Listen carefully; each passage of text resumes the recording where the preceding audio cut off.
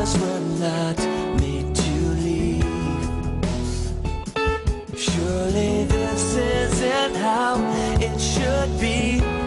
Let your kingdom come.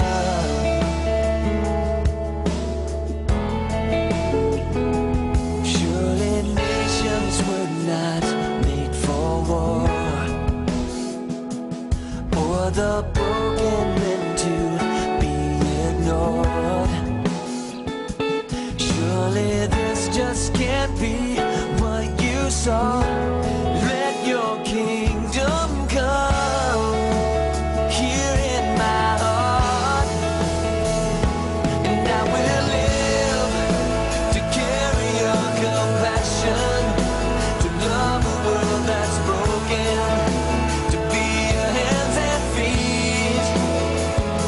And I will give with the life that I've been given, and go beyond religion to see the world be changed by the power of your name.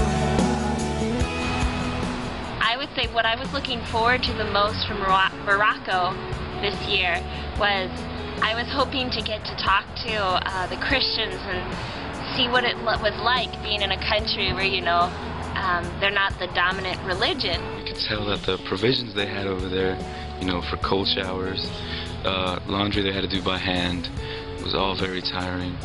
And we take our lives for granted. But the youth touched me so much, the way they would worship.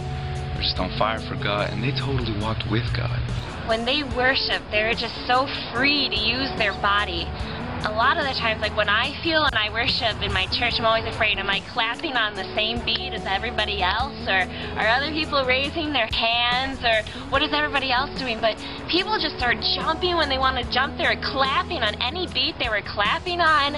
And it just made me think about how I worry too much of what other people think of me. And I need to free myself to really just worship the Lord with not only my spirit, but my body too.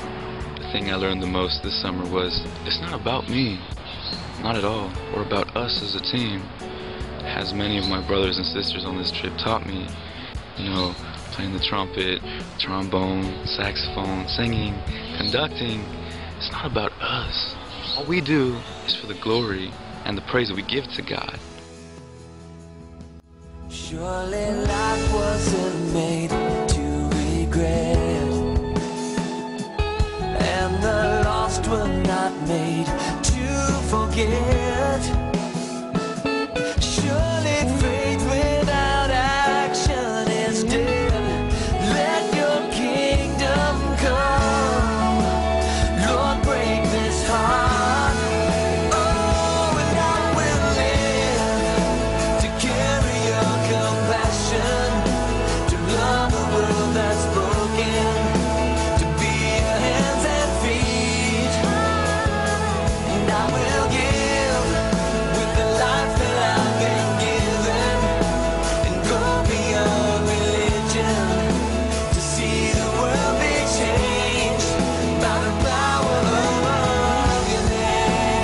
To share with you some of what happened when we went to Venezuela. Every night there was at least someone that, you know, that just knew that they needed this, and that, you know, just accepted just the offering of the gospel, and many were just willing to accept him, and just willingly accepted the renewal of their joy, the renewal of their spirit.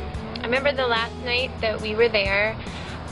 We were in a Catholic church that was near the beach, and we started praying for the ministry ahead of time on the bus. Just I felt like God was telling me to pray against the spirit that wasn't from him.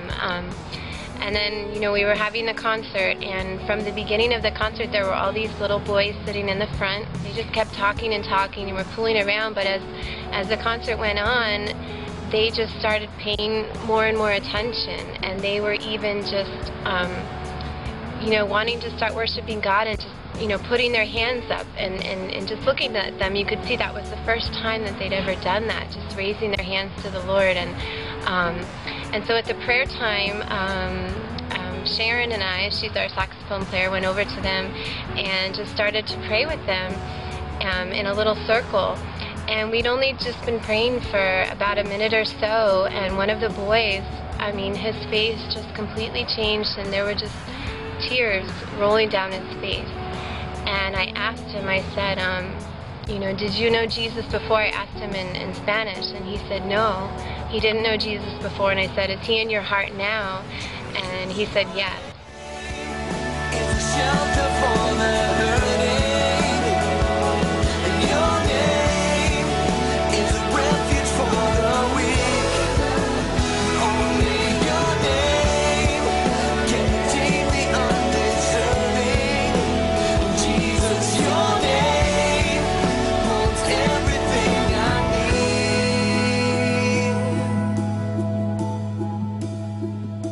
And I will live to carry your compassion, to love a world that's broken, to be your hands and feet. And I will give with a life that I have been given, and go beyond religion to see this world be changed by the power to carry your compassion, to love a world that's broken, to be your hands and feet.